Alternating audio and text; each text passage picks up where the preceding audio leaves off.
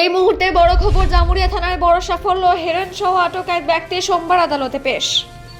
ফের একবার জামুরিয়া থানার বড় সাফল্য সামনে এলো, হেরোইন সহ এক ব্যক্তিকে আটক করল আসানসোল দুর্গাপুর পুলিশ কমিশনারেটের জামুরিয়া থানার পুলিশ।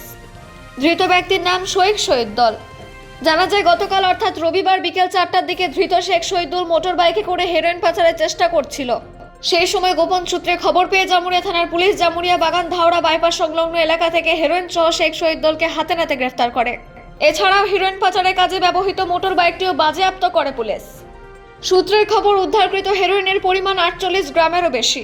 এদিন সোমবার ধৃতকে আসানসোল জেলা আদালতে পেশ করা হয়। এত পরিমাণ হেরোইন কোথায় পাচার করা হচ্ছিল তা তদারকিতে নেমেছে আসানসোল দুর্গাপুর পুলিশ কমিশনারেটের জামুরিয়া থানা।